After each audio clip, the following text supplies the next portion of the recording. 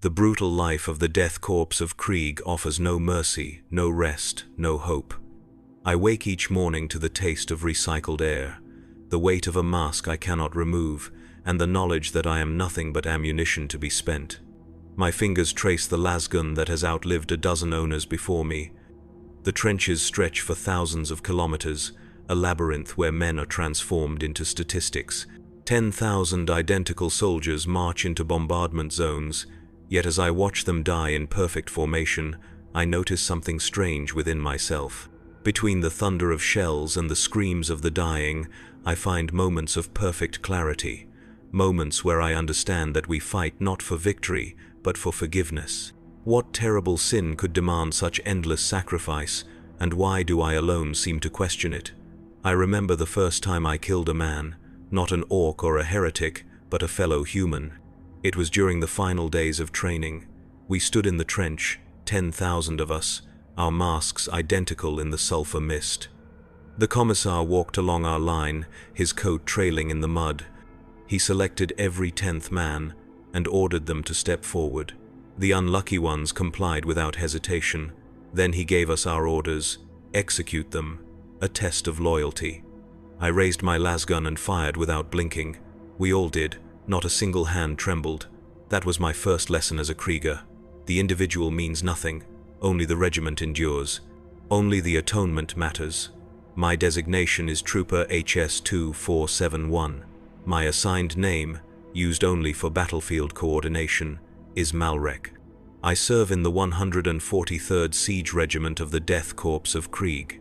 I was born in an artificial womb beneath the toxic surface of a world that destroyed itself rather than surrender to traitors. My first memory is not of a mother's face, but of a rebreather mask being fitted over mine. I have never seen my own reflection. The Death Corps of Krieg do not seek glory. We seek only to die with purpose. Each morning I wake beneath the crushing weight of our sin, a sin committed centuries before my creation, a sin for which we can never be forgiven, a sin we can only hope to balance through endless sacrifice. This is what it means to be born of Krieg.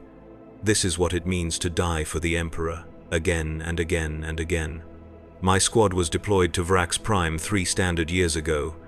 Time has little meaning here. The siege has continued for so long that most Imperial records have stopped differentiating between months. We measure progress in meters gained, in lives spent, in ammunition expended. The trench network extends for thousands of kilometers, a labyrinth of death carved into toxic soil. The mud never dries. It consumes everything eventually. Equipment, corpses, hope. We wage war in this festering wound, fighting for scraps of cursed earth. The enemy holds fortifications that have withstood centuries of bombardment. They are heretics, traitors to the Imperium.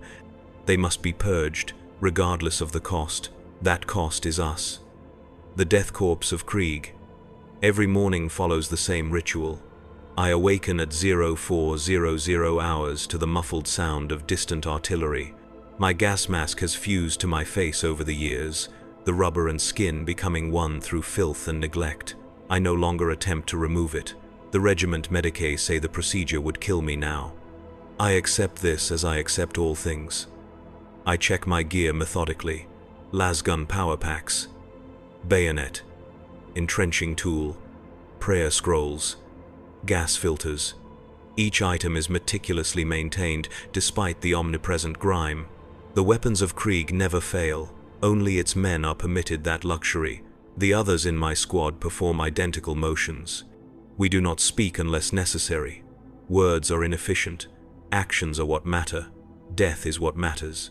At 0430, Sergeant Keld distributes the day's combat stims. 2 tablets to suppress fatigue, 1 to dampen fear, another to enhance aggression. The chemical cocktail replaces breakfast. Nutrition comes later, through feeding tubes connected to our masks, if we survive long enough to require it. By 0500, we stand in formation, 10,000 identical soldiers in greatcoats darkened by ash and blood. The commissars patrol our ranks, looking for signs of hesitation or weakness. There is never any to find. The weak do not survive Krieg's training. Today we will attack enemy position Delta 19, a heretic bunker complex that has repelled 7 previous assaults. The survivors of those failures stand among us now, their uniforms more tattered, their resolve unchanged. Failure is merely a delay in Krieg arithmetic. Eventually, the enemy will run out of ammunition. We will never run out of bodies. The order comes down the line. Fix bayonets, the sound of steel sliding against steel ripples through the formation. 10,000 blades catch what little light penetrates the perpetual haze. For a moment, it almost seems beautiful. Then the whistles blow, and we go over the top. The distance between our trench and the enemy position is 400 meters of blasted wasteland. No cover, no concealment, just corpses and craters and razor wire. The artillery stops precisely as we emerge. The sudden silence is more terrifying than any bombardment. Then the enemy guns open up. Men disintegrate around me. Las beams slice through flesh and bone. Heavy bolter rounds transform soldiers into red vapor. I run forward without looking at the fallen. Their sacrifice is noted, their debt diminished. Mine continues to grow with each breath I take. I do not feel fear, the stims ensure that. But there is something else, something I have never shared with the commissars. Between the thunder of explosions and the screams of the dying, there are moments of perfect clarity. Seconds where time slows and I can see the intricate pattern of our advance, the geometric precision of our deaths, the mathematics of war laid bare. In these moments, I understand that our lives and deaths are not random, they are calculated.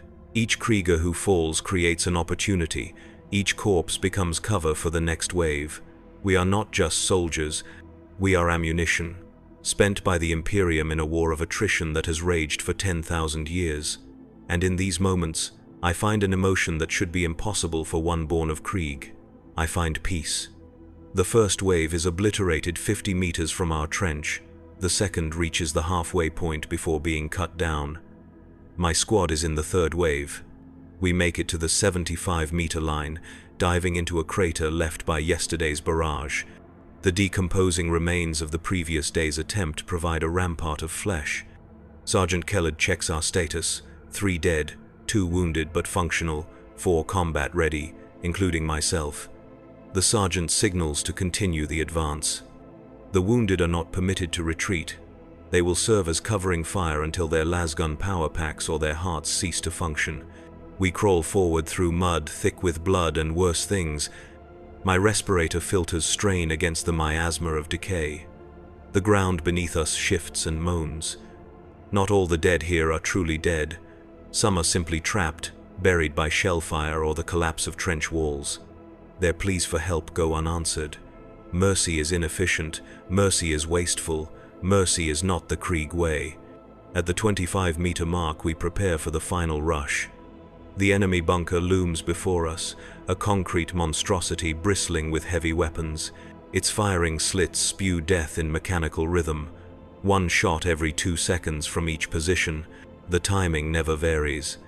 Heretics may have forsaken the Emperor, but they maintain weapon discipline. Sergeant Kell distributes the remaining crack grenades, 1 per surviving trooper.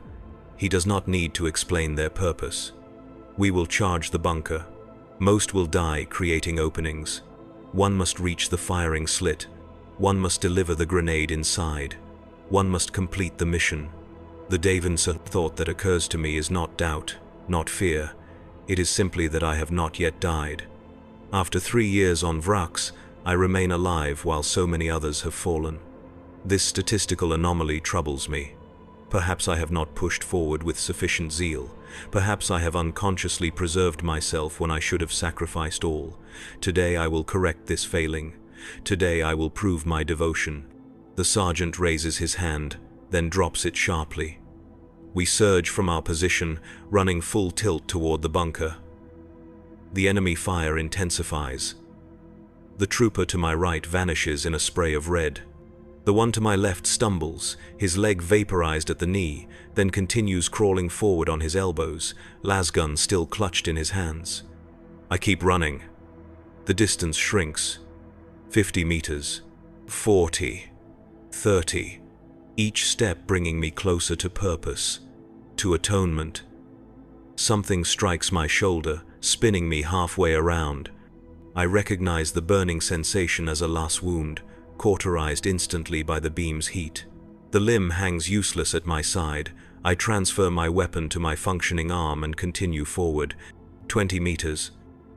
The bunker's details become visible. Pockmarks from previous assaults.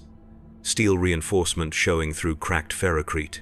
Carefully measured firing slits, each one a rectangle of darkness from which death emerges with clockwork regularity. 10 meters. I am the only one still moving. The rest of my squad lies scattered across the churned earth behind me. Some still fire from where they fell.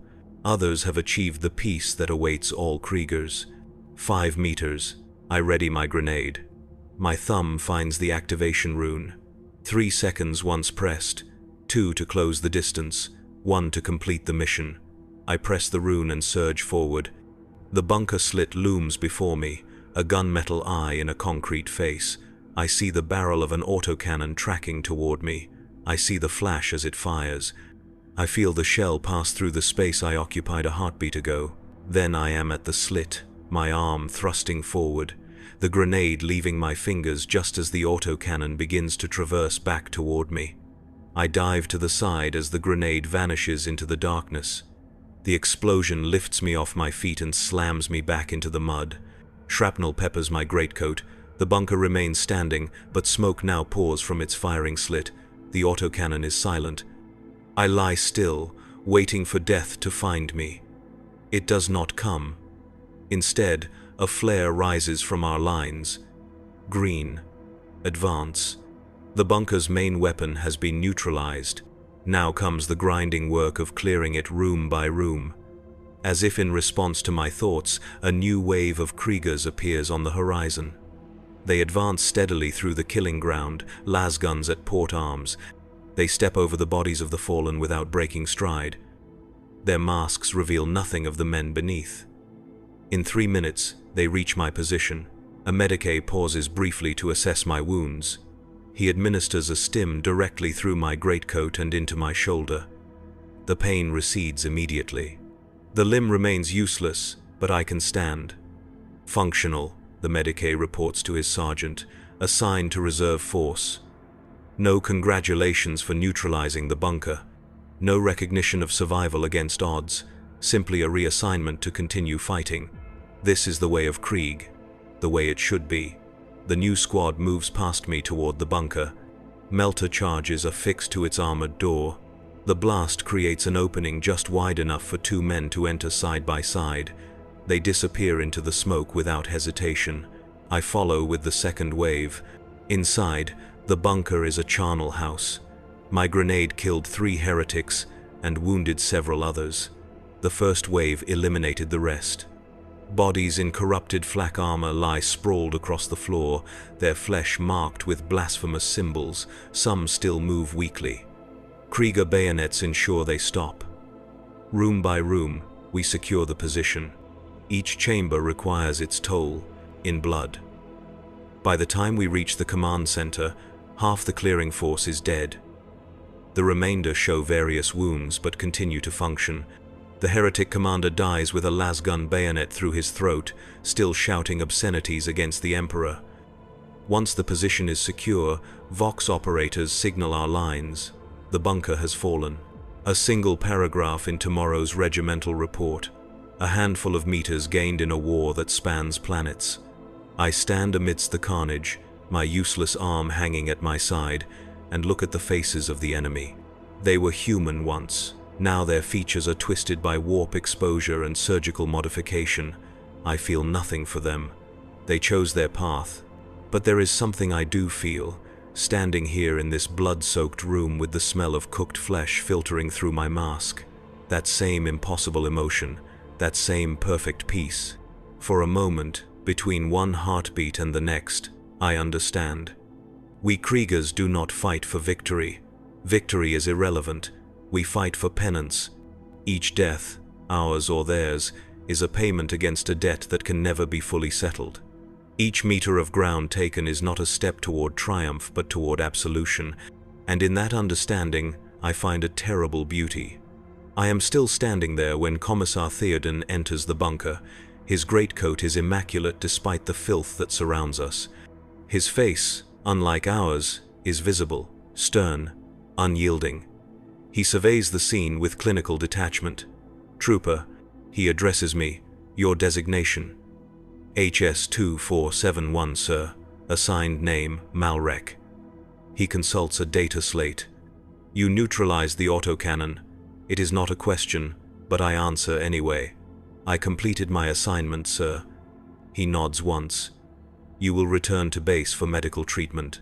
Your arm can be replaced. Your regiment requires functional soldiers." "Sir." I salute with my working arm. The Commissar has already moved on, inspecting the captured equipment and Vox systems. My momentary interaction with authority is complete. As I exit the bunker, I see that a new trench line is already being established. Kriegers with entrenching tools dig methodically into the toxic soil. Others drag the dead into neat rows for the ministrations of the regiment's mortuary cult. Identity tags are collected. Equipment is salvaged. Nothing is wasted. In the distance, artillery begins falling on the next target. The cycle continues. The debt diminishes by fractions. I make my way back toward our lines, one more shadow moving through a landscape of shadows. Tomorrow I will receive a replacement arm, grown in the Medicae vats. Tomorrow I will return to the line. Tomorrow I will kill and perhaps die.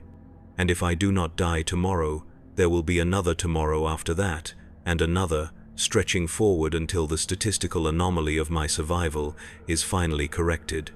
This is the way of Krieg. This is our atonement. This is our immortality. 6 months pass. My replacement arm functions adequately.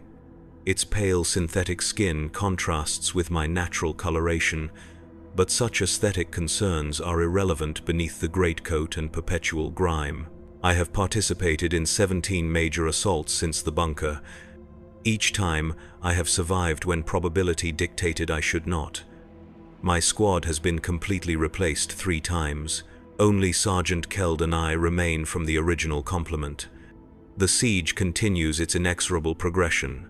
Vrax still holds, but its outer defenses have been breached. We fight now in the maze like corridors of abandoned manufactoria.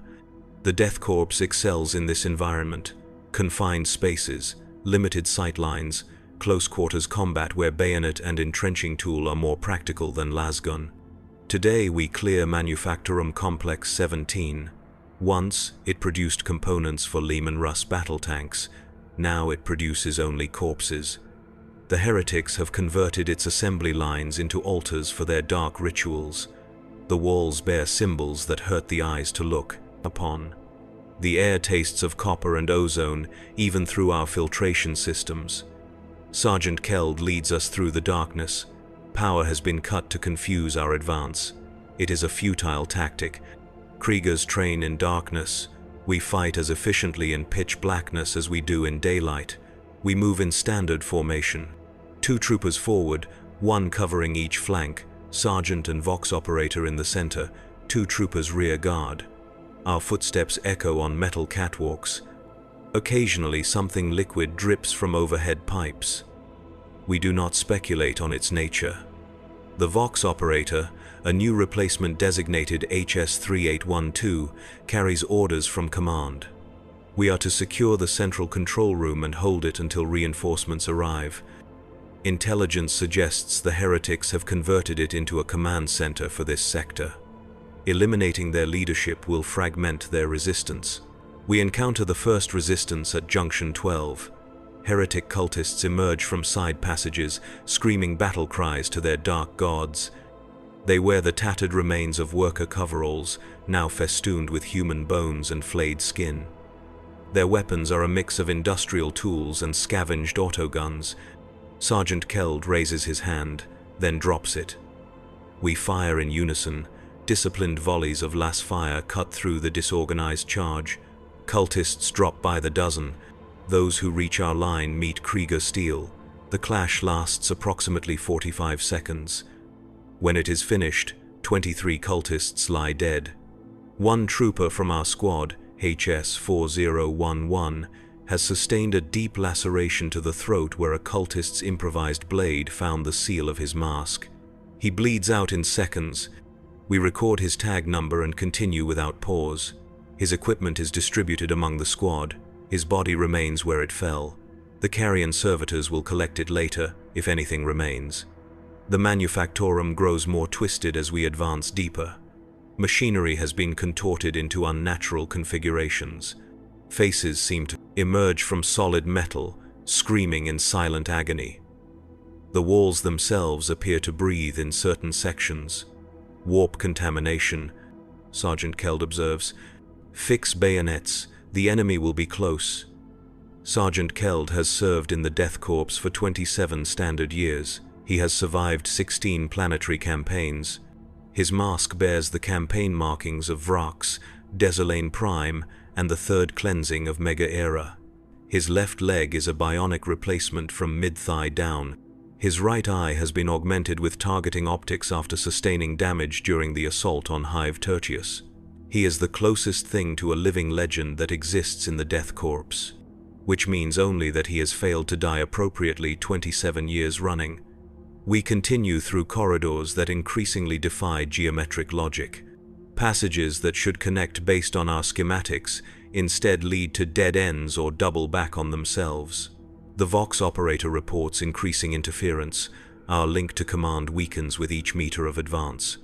Despite these challenges, Sergeant Keld navigates unerringly toward our objective.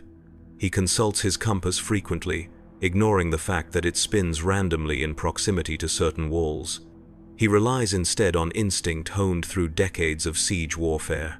We reach the antechamber to the control room after 2 hours of steady advance. The massive blast doors stand partially open, jammed by the desiccated corpse of a servitor caught when they attempted to seal. Beyond, we can see flickering lights and hear chanting in a language that makes my replacement arm spasm uncontrollably. Sergeant Kellard motions us into standard breach position. 2 troopers with melter charges move to the opening. The rest of us prepare covering fire. The plan is simple. Breach, enter, eliminate all hostiles, secure the objective. The charges are set. The troopers retreat to safe distance. The detonation sequence begins. Something goes wrong. The explosion comes. Not from our charges, but from the ceiling above us. Shrapnel and debris rain down. A section of catwalk crashes onto our position. 2 troopers are crushed instantly. The Vox operator loses his arm, the limb severed cleanly at the shoulder. He does not scream. Kriegers are conditioned against such inefficient responses to injury. From the hole above, figures descend on chains and grappling hooks. Their armor is crimson and brass, adorned with spikes and symbols of the blood god. Traitor Astartes, world eaters, the most savage of the Emperor's fallen sons. Withdraw, Sergeant Kellard orders calmly. Priority Alpha. Priority Alpha, a threat beyond our capability to engage. Even the Death Corps recognizes certain tactical realities. Traitor Marines are not opponents for regular line infantry. Even Krieg infantry. We begin a fighting retreat, laying down suppressive fire that we know will do little more than irritate our pursuers.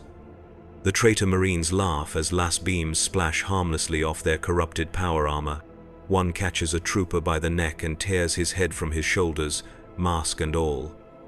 Another impales the wounded Vox operator on a chain axe, lifting him screaming into the air as the weapon revs higher. I fire steadily, aiming for eye lenses and joint seals as I back away. My shots connect but seem to cause no meaningful damage. The World Eater nearest me grins beneath his helmet, teeth filed to points visible even in the gloom. Run, little guardsman, he rumbles, voice distorted by Vox emitters and madness. Your fear flavors the kill. Kriegers do not feel fear, I respond, and drive my bayonet toward his eye lens. He catches my lasgun with one gauntleted hand and snaps it in 2. His other hand fastens around my throat, lifting me from the ground. My boots dangle uselessly a meter above the decking. Through my mask, I smell the corruption that rolls off him in waves, blood and brass and decay. Then die without it, he snarls, and draws back his fist to punch through my chest. The impact never comes. Instead, The Marine's head suddenly jerks sideways. A hole appears in his helmet where the right eye lens had been. His grip loosens enough for me to break free and drop to the floor. Sergeant Khaled stands 10 meters away, a plasma pistol in his hand that I had never seen him carry before. Standard Krieg officers do not typically wield such weapons. The sergeant fires again, catching another Marine in the faceplate. The traitor staggers but does not fall. Frag grenades, Keld orders. Collapse the passage. We throw our remaining grenades as one, targeting the ceiling and walls already weakened by the Marine's entry. The explosions rock the manufactorum. Metal screams, concrete shatters, the passage begins to collapse. Move, Sergeant Khaled commands, and we run. Behind us, the World Eaters roar in frustration as tons of debris separate us. It will not hold them for long, but it might buy us enough time to reach reinforcements or a more defensible position. We emerge from the manufactorum complex into the perpetual twilight of Vrax. The toxic atmosphere swirls around us, a familiar poison after the unnatural air inside. Sergeant Keld immediately activates his emergency Vox unit, broadcasting on all Imperial frequencies. Traitor Astartes confirmed at Manufactorum Complex 17. World Eaters Warband, strength estimated at squad level. Request immediate Astartes response. Only static answers. The sergeant adjusts frequencies and repeats the message. This time, a reply cuts through the interference. Message received, Death Corps. Astartes response inbound. Coordinates confirmed. Hold position and await extraction. The voice is cold and precise. Space Marines then, loyal ones. The reinforcements mentioned in our orders were never meant to be more Kriegers. Command knew what waited in the control room. We were sent as confirmation, not conquest. I look at Sergeant Khaled. For the first time, I notice details I had previously overlooked. The subtle differences in his equipment, the non-standard sidearm, the way he carries himself, more aware than even veteran Kriegers. You knew, I say. It is not an accusation, merely an observation. Keld regards me for a moment, his expression unreadable behind his mask. I suspected. Intelligence indicated possible Astartes involvement, but confirmation was required before committing our own Marines to the engagement. We were bait, says another trooper. HS-1992. We were reconnaissance, Keld corrects. Every mission serves the Emperor's purpose. Every death brings atonement. The trooper nods, accepting this explanation without further comment. I do the same. It changes nothing. Whether we die facing cultists or traitor Marines makes no difference to the tally of our penance. We establish a perimeter around the Manufactorum entrance. 6 Kriegers against a war band of World Eaters. The tactical assessment is simple. We will die here, but we will die delaying the enemy until proper Imperial forces arrive. Our deaths will have purpose. That is all any Krieger asks. The ground begins to vibrate beneath our feet. At first, I think the traitor Marines have found another way out and are about to emerge. Then I realize the vibration is rhythmic, regular, mechanical. From the smoke and haze, massive shapes emerge. Imperial Knights, House Raven, their midnight blue armor adorned with golden aquillas and crimson oath papers. 3 war machines, each standing 15 meters tall, stride toward our position. Their weapon systems hum with barely contained energy. Behind them come the Space Marines. Their armor is gunmetal gray with crimson pauldrons, iron hands, the sons of Ferrus Manus. They advance in perfect formation, bolters at the ready, their augmented bodies housing more machine than flesh. A voice booms from the lead knight's external vox. Death Corps, clear the area. We will purge this corruption. Sergeant Keld salutes the towering war machine. The enemy remains within. At least 5 traitor Astartes, World Eaters Legion. The knight's pilot doesn't bother responding. The machine simply raises its thermal cannon and fires into the Manufactorum entrance. The heat is so intense that I feel it through my greatcoat and mask from 30 meters away. The entire facade of the building glows white hot. then begins to melt. The iron hands move past us as if we don't exist. To them, we are no different from the sandbags and razor wire that litter the battlefield, simply another component of war. One of their officers, distinguished by a skull-faced helm, pauses briefly beside Sergeant Keld. "Casualty report," the Marine demands. "4 dead, confirming traitor Astartes' presence," Keld responds. "2 dead during initial advance." The Marine nods once. "Acceptable losses for the intelligence gained. Return to your lines. This is now an Astartes matter." With that, he rejoins his brothers as they prepare to enter the now cooling ruins of the Manufactorum entrance. The knights take up position to provide fire support. None of them spare us another glance. We are dismissed, our role complete, our deaths deferred to another day. As we begin the long walk back to Krieg lines, I find myself reflecting on the Iron Hand's words. Acceptable losses. Such a familiar concept, the arithmetic of Krieg is built upon it. Yet hearing it from a space marine somehow makes it more concrete, more real. The Imperium functions on acceptable losses. Planets, regiments, individuals, all are expendable in the calculus of survival. The Death Corps simply embraces this truth more honestly than most. We march in silence, conserving energy and breath. The path back to our lines takes us past the mass graves of previous offensives. Burial details work continuously, interring the newly fallen in trenches 50 meters long. No markers identify the dead, no monuments commemorate their sacrifice, only the regimental records note who fell where, and those entries contain no eulogies, simply dates, coordinates, and outcomes. Acceptable losses. I glance at my replacement arm as we walk. The pale synthetic skin is already stained with the omnipresent grime of Vrax. Soon it will be indistinguishable from my natural limb. Another repair, another opportunity to continue serving. Another day of atonement deferred. Behind us, the sound of battle erupts as the Iron Hands engage the World Eaters. Bolter fire echoes across the blasted landscape. The distinctive whoosh of thermal cannons cuts through the constant background rumble of artillery. We do not look back. That fight no longer concerns us. Our fight is eternal, our penance unyielding. This is the way of Krieg. We reach our lines shortly before dusk, though on Vrax, the difference between day and night exists more in chronometers than in visible light. The permanent overcast, thickened by pollution and weapon discharge, creates a perpetual twilight state.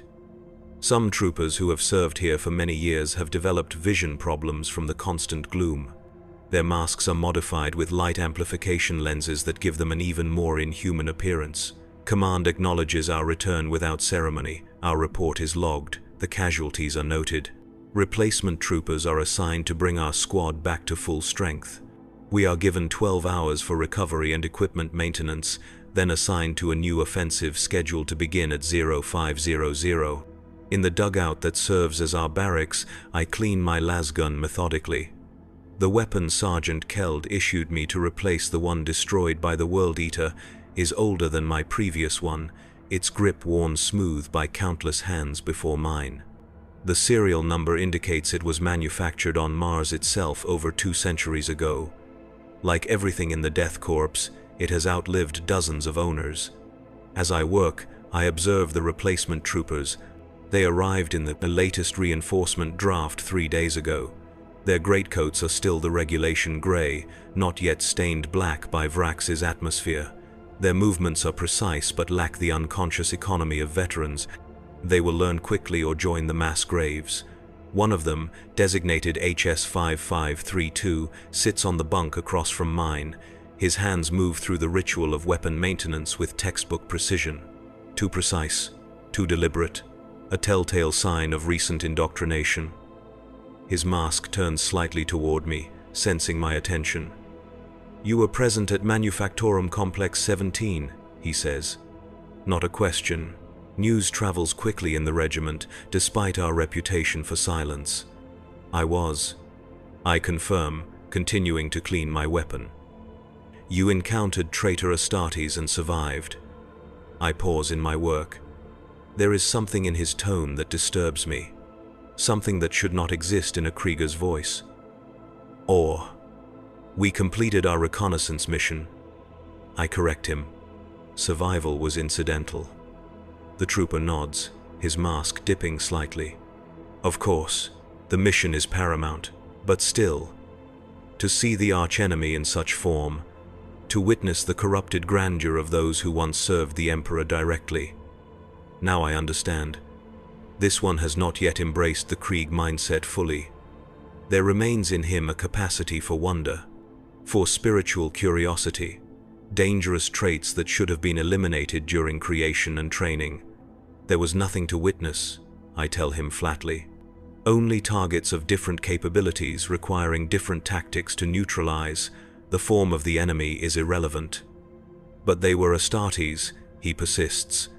The Emperor's own warriors turned against him. Does that not signify something profound about the nature of... Sergeant Keld materializes behind the trooper, moving with the silent efficiency that makes him so lethal in close quarters.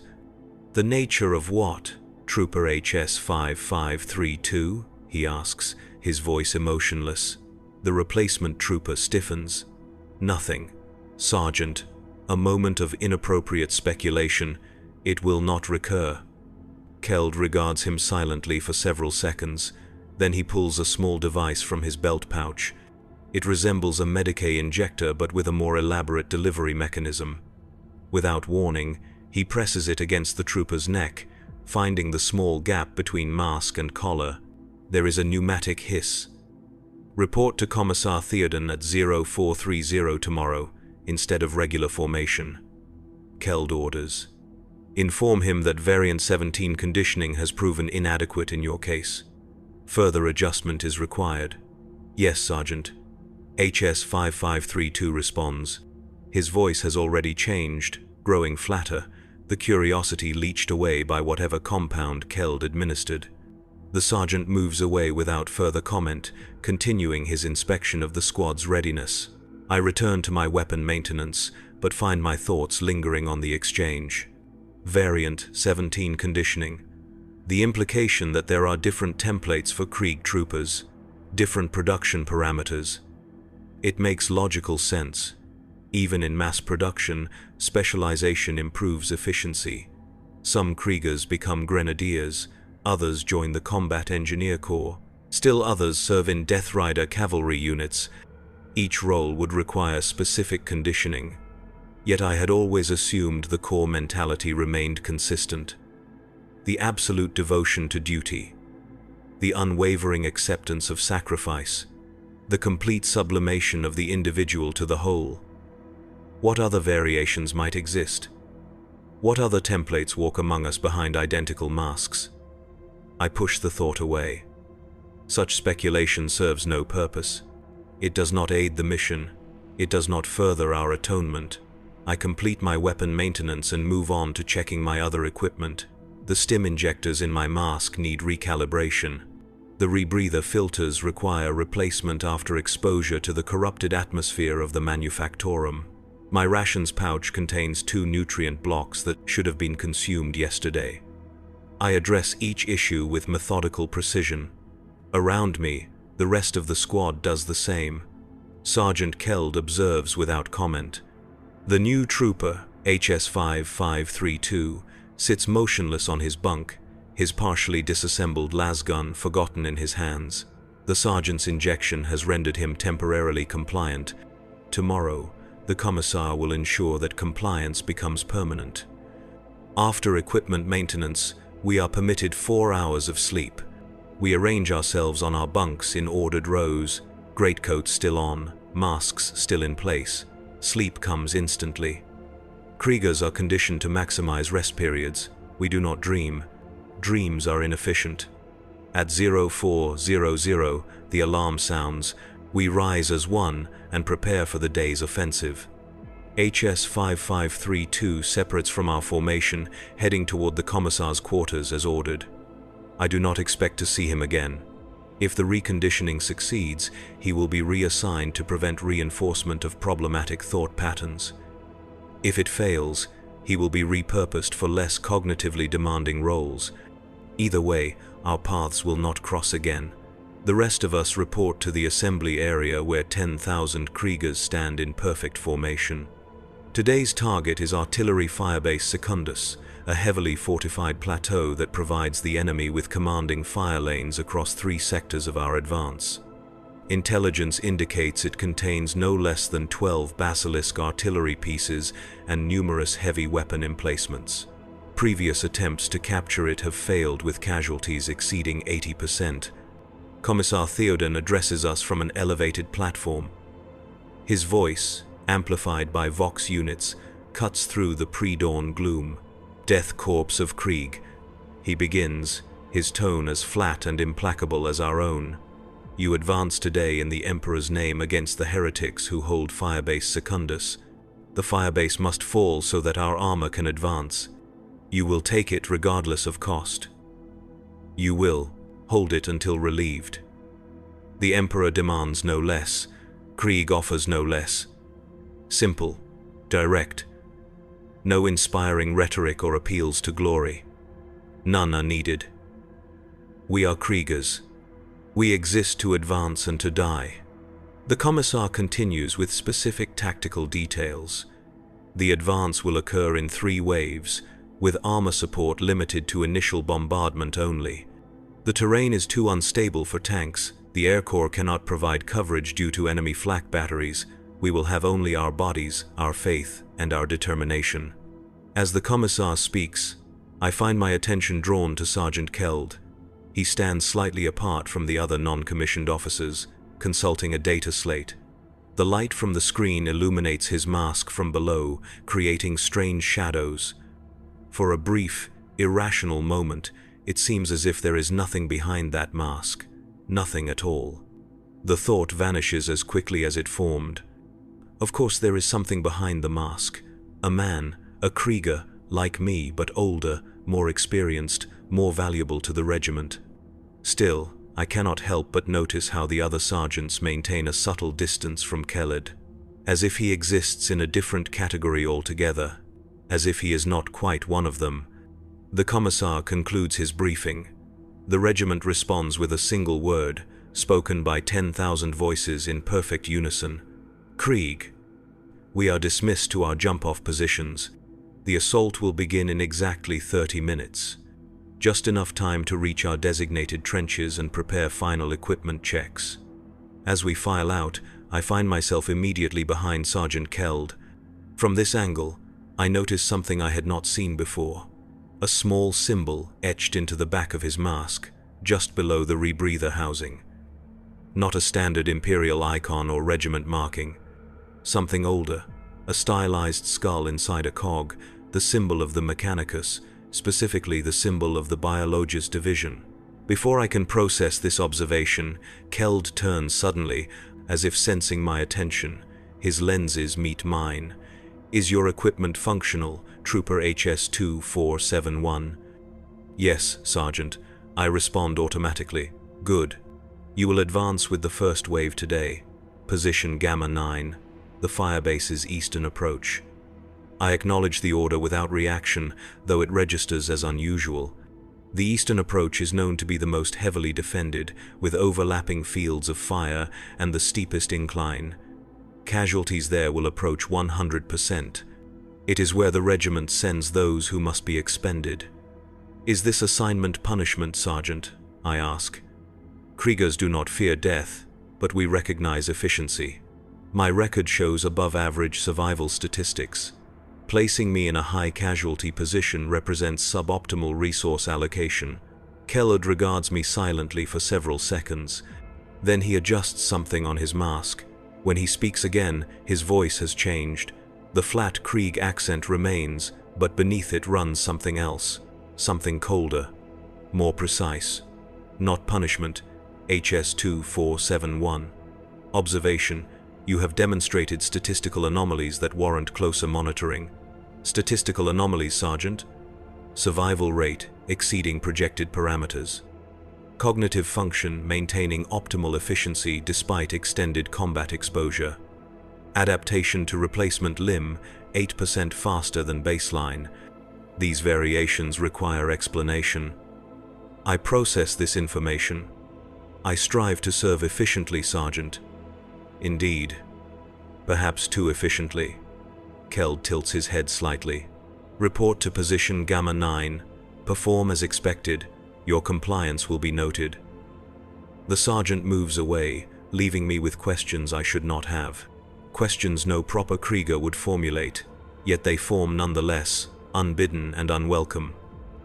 What does Keld mean by projected parameters? Why would efficient service warrant special observation? And most troubling, why does a Death Corps sergeant bear Mechanicus markings? I push these thoughts aside and make my way to position Gamma 9. The eastern approach to Firebase Secundus lies before me, a barren slope littered with the remains of previous assaults. Even from here, I can see the heavy weapon emplacements that ring the plateau's edge. They will open fire the moment our advance begins. They will not cease until they are destroyed or we are. The troopers gathered at position Gamma 9 avoid eye contact with each other. We all understand what this assignment means. We check our weapons one final time. We ensure our identification tags are properly secured. We prepare to die. At precisely 0530, the signal comes. A single red flare arcs over the battlefield, trailing sparks against the leaden sky. Without a word, we go over the top. The first 100 meters pass in eerie silence. The enemy holds fire, conserving ammunition, forcing us to advance further into the killing zone before revealing their full strength. Only the crunch of our boots on toxic soil and the rasp of our rebreathers disturb the quiet. I advance at regulation pace, lasgun held at port arms. Around me, 200 Kriegers move in perfect synchronization. Our formation maintains textbook spacing, 5 meters between troopers, close enough for cohesion, far enough apart that a single shell cannot claim multiple lives. At the 150-meter mark, the enemy reveals themselves. Heavy bolters open fire from concealed bunkers. Autocannons track across our formation, their explosive shells throwing up geysers of dirt and flesh. Las fire snaps through the air, the beams visible in the particulate-heavy atmosphere. Men begin to fall. First ones and twos, then dozens. Gaps appear in our line but are instantly compensated for as we adjust our spacing automatically. We return fire as we advance, though the range makes accuracy difficult. This initial exchange is not about inflicting casualties. It is about movement, about closing distance, about surviving long enough to bring our weapons to effective range. I fire methodically, 3-round bursts aimed at muzzle flashes rather than specific targets, conserving power, maintaining discipline. A shell impacts 3 meters to my right, shredding a trooper whose designation I never knew. I adjust my path to avoid the crater and continue forward. 200 meters from the firebase, the second phase begins. Mortar rounds rain down, saturating the slope with high explosive and fragmentation munitions. The air fills with shrapnel. Men disintegrate around me. A fragment slices through my greatcoat but fails to penetrate. Another grazes my mask, leaving a fresh score mark across the right lens. I keep moving. The only direction is forward. Retreat means execution by commissar. Hesitation means death without purpose. Only advance offers the possibility of meaningful sacrifice. At 300 meters, we enter optimal range for our lasguns. The order comes down the line, passed from sergeant to trooper. Concentrated fire, target bunker embrasures. Our rate of fire increases. Disciplined volleys now, coordinated between fire teams, 50 lasguns targeting a single firing slit for 3 seconds before switching to the next target. The concentrated energy is enough to temporarily blind gunners or damage targeting equipment. It creates momentary gaps in the enemy's fire pattern, gaps we exploit to advance further, 400 meters. Half our initial strength gone, the slope grows steeper. My boots slip on ground made slick with blood and toxic chemicals. I correct my balance and keep climbing. Fix bayonets, comes the order. The sound of steel sliding against steel. The enemy will have close combat specialists waiting at the summit. men twisted by warp exposure, men who no longer feel pain or fear, men who fight with unnatural strength and savagery. We will meet them with cold Krieg efficiency, 500 meters. The firebase looms above us now. I can see individual defenders moving along the ramparts, cultists in corrupted flak armor. Some wear parts of Imperial Guard uniforms taken as trophies from previous battles. They shout obscenities and blasphemies, their voices carrying even over the din of combat. For the dark gods, they cry. Blood for the blood god, skulls for the skull throne. We respond with silence and lasgun fire. 600 meters. The incline becomes almost vertical. We holster our weapons and climb using both hands. The enemy lobs grenades down upon us. Some troopers are dislodged by explosions, tumbling back down the slope, taking others with them. I press myself against the rocky surface, finding handholds in crevices, pulling myself upward meter by agonizing meter. A grenade lands on a ledge just above me. I have less than 2 seconds to react. I push off from the rock face, arcing backward into open air as the grenade detonates. The shockwave propels me further. For a moment, I hang suspended, neither advancing nor retreating. Then gravity reasserts itself. I crash back against the slope 5 meters below my previous position. The impact drives the air from my lungs. Pain lances through my ribcage, probable fractures in multiple locations. I catalog the injuries automatically. None are immediately fatal, none prevent continued function. I begin climbing again. By the time I reach the summit, only 30 troopers from position Gamma 9 remain. We pull ourselves over the edge one by one, immediately taking cover behind rubble and debris. The firebase's interior lies before us, a maze of sandbag walls, prefabricated bunkers, and artillery emplacements. The basilisks stand in a ring around a central command post, their long barrels elevated to fire at Imperial positions kilometers away. Sergeant Tyrus, the senior surviving non-commissioned officer, directs our next actions with silent hand signals. We are to split into 5-man teams and attack the artillery pieces, disable them if possible, destroy them if necessary. The Emperor's forces can use captured weapons, but denying them to the enemy takes priority. My team consists of myself and 4 troopers I have never fought alongside before. Their designations are irrelevant. Only their function matters. 2 carry melter bombs, 1 operates a flamer, the 4th has a sniper variant of the standard lasgun. I retain my conventional lasgun with bayonet attached. Together, we form a balanced tactical unit capable of engaging various target types at different ranges. We advance in leapfrog fashion toward our assigned basilisk. 1 trooper moves while the others provide covering fire. The firebase defenders respond with surprising coordination. They have survived months of Imperial assault. They are no longer the rabble they may once have been. They have become soldiers, dangerous ones. Cultists in heavy carapace armor move to intercept us. Their weapons are a mix of Imperial Guard issue and crude fabrications. They lack our discipline but compensate with fanatical aggression and numbers. For every one we kill, 2 more emerge from bunkers and trenches. The flamer trooper creates a corridor of fire through which we advance. Cultists shriek as Promethium adheres to their armor and flesh, cooking them alive inside their protection. The smell of burning meat filters through my mask's rebreather. I ignore it and keep firing. We reach the basilisk as the flamer trooper falls, his head vaporized by a well-placed last bolt. The massive artillery piece looms above us, its crew scrambling to traverse the barrel to fire at point-blank range. The sniper takes down the gunner with a precise shot through an eye lens. The loader falls to my bayonet thrust, the blade finding the gap between his flak armor and helmet. The melter bomb carriers rush forward, planting their charges on the basilisk's ammunition storage compartment and main hydraulic system. We retreat to safe distance as the charges detonate. The explosion lifts the multi-ton artillery piece half a meter and into the air before it crashes back down, its spine broken, its weapon systems irreparably damaged.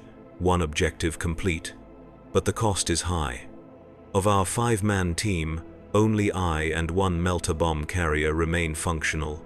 The other melter gunner lost both legs to a fragmentation grenade, but detonated his charge before bleeding out. The sniper lies somewhere behind us, lost in the confused melee. Across the firebase, similar scenes play out. Krieger teams attack artillery pieces with suicidal determination. Some succeed, some fail.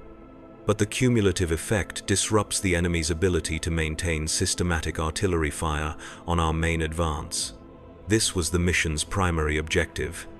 Even if none of us survive to retreat, the operation can be classified as a success. I check my weapon and remaining power packs. 2 full charges and 1 partial remain. Sufficient for continued combat operations. I signal the surviving melter bomb carrier, indicating we should join the nearest Krieger unit still engaged in clearing operations. As we move toward the center of the firebase, I notice a peculiar structure that does not appear on any of our briefing maps. A pyramidal shape constructed from metal plates welded together in a crude approximation of more sophisticated designs. Symbols cover its surface, similar to those we observed in the Manufactorum but more carefully rendered. More deliberate, the structure pulses with unnatural light, rhythmic, like a heartbeat.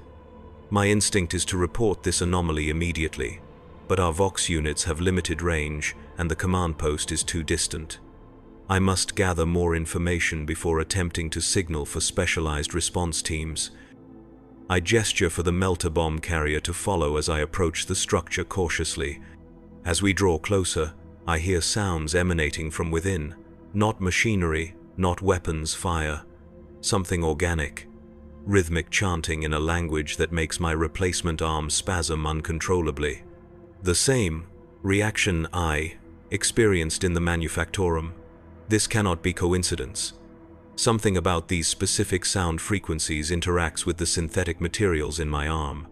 Perhaps a form of resonance effect, or some more esoteric mechanism beyond my technical understanding. We circle the structure, looking for an entrance. The pyramid is approximately 15 meters tall, its base 20 meters to a side. The metal plates show signs of extreme heat exposure, as if they were cut from larger structures using thermal lances or similar tools. The craftsmanship is crude but effective. On the eastern face, we find an opening, a triangular portal just large enough for a human to enter in a crouched position. No guards visible, no obvious defensive systems. Just the entrance and the pulsing light beyond. Every aspect of Krieg conditioning demands that I report this discovery rather than investigate personally. Yet something overrides that conditioning. Something I cannot identify or understand, a compulsion that feels both alien and strangely familiar. I signal the melter bomb carrier to remain outside as a sentry and possible messenger. Then I crouch and enter the pyramid alone. Inside, the space opens into a chamber much larger than the exterior dimensions should allow. Logically impossible, yet I perceive it clearly. A space that extends both upward and downward beyond the physical constraints of the structure itself. In the center stands an altar. Not the crude blood-soaked slabs favored by cultists, but something more sophisticated. A console of dark metal inlaid with circuitry that pulses with the same rhythmic light visible from outside. Around this altar kneel 12 figures in robes. Not cultists. Their garments bear no chaos markings or blasphemous symbols. Instead, I see the cog skull of the Mechanicus emblazoned on their backs. The same symbol I observed on Sergeant Keld's mask. They do not react to my entrance. Their attention remains fixed on the altar and the object that floats above it. A sphere of what appears to be liquid metal, approximately 1 meter in diameter. It rotates slowly, its surface rippling with complex patterns that hurt my eyes to follow. I should fire immediately. These are clearly tech heretics engaged in forbidden rituals. The proper response is execution without warning or mercy. Yet I find myself unable to raise my weapon. Not through fear or hesitation, but because of a more fundamental question that overrides my conditioning. Why do they bear the same symbol as Sergeant Keld? As if in response to my unspoken question, one of the robed figures turns, His hood falls back, revealing not the face of a human, but a metal mask. Not the standard rebreather mask of Krieg, but something more elaborate, more ancient. The eye lenses glow with the same pulsing light as the altar. HS-2471, the figure says, "Your presence is anticipated if premature. He knows my designation. This cannot be coincidence or random chance. This was planned. Identify yourself, I demand, finally raising my lasgun. We have many designations," the figure responds. To the Mechanicus, we are the Observators. To the Inquisition, the heretics of Styges 8. To the Death Corps Command, simply the Providers. None of these terms register in my knowledge base. They should mean nothing to me. Yet there is a familiarity that defies explanation, as if I have heard them before in a context I cannot access. "You are engaged in tech heresy," I state, finger tightening on the trigger. "The penalty is death." "Is it heresy to examine one's creation?" the figure asks. "Is it blasphemy to verify that a template functions as designed?" "You stand here now because we wish to confirm certain variables in your construction." Construction. The word emerges before I can prevent it. A question that no true Krieger would ask. A concept no true Krieger would entertain. Yes, HS-2471, your construction, your creation, your purpose. The figure gestures toward the floating sphere.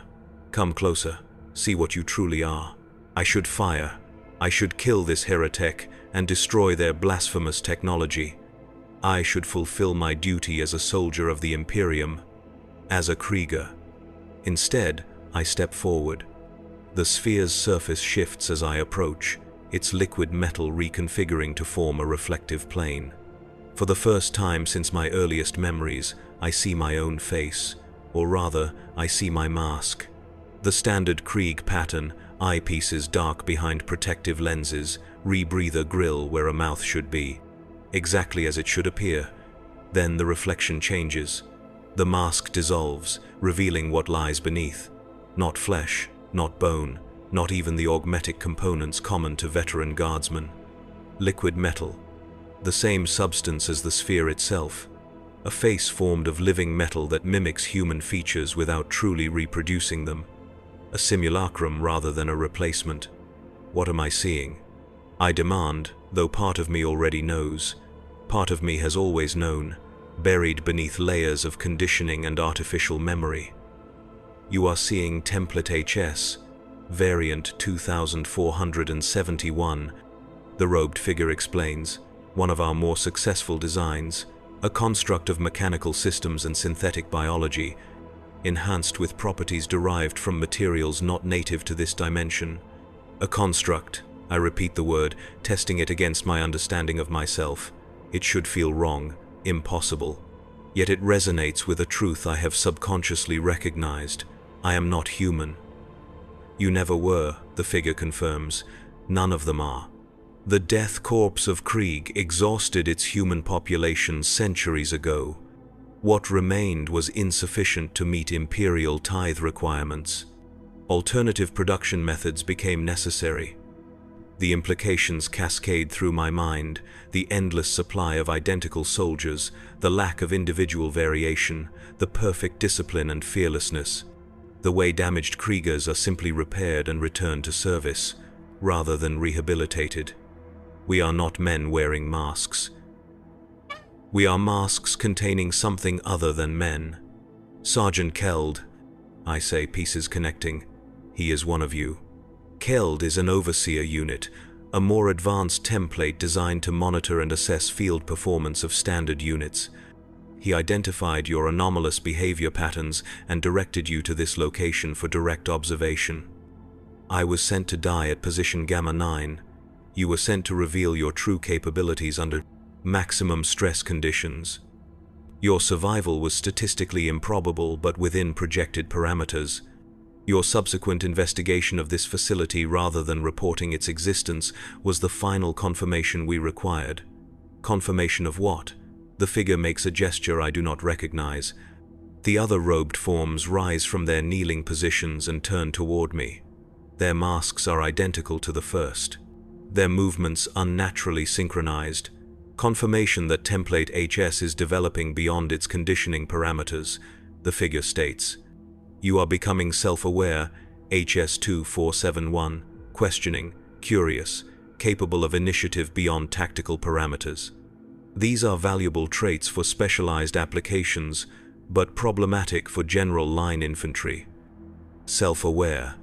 The concept should be meaningless to me. Kriegers do not possess a self to be aware of. We are instruments of the Emperor's will, extensions of Krieg's atonement. Yet I cannot deny the evidence of my own experiences, the questions that have formed in my mind, the observations I have made, the decisions that led me here rather than to strict compliance with doctrine. What happens now? I ask. Now we reset the template and begin again, the figure says, raising a device similar to the one Sergeant Keld used on Trooper HS5532. Your physical form will be recycled. The experiences that led to this divergence will be analyzed and preventative measures implemented in future iterations. Reset, recycled. The terms are clinically precise, mechanically appropriate. They should inspire no emotional response in a true Krieger, yet I find myself stepping backward, raising my lasgun, acquiring a target. That would be inefficient, I state, falling back on the logic that governs all Krieg operations. I have demonstrated superior adaptability and survival capability. These traits serve the Emperor's purpose. They serve our purpose, the figure corrects, and our purpose is not always aligned with what you understand as the Emperor's will. Template HS has specific design parameters. You have exceeded them. The protocol for such situations is clear. I fire. The last bolt strikes the figure directly in the chest. It should penetrate, should kill. Instead, it dissipates across a field of energy I cannot see but whose effects are obvious. An protection system beyond standard, Imperial technology.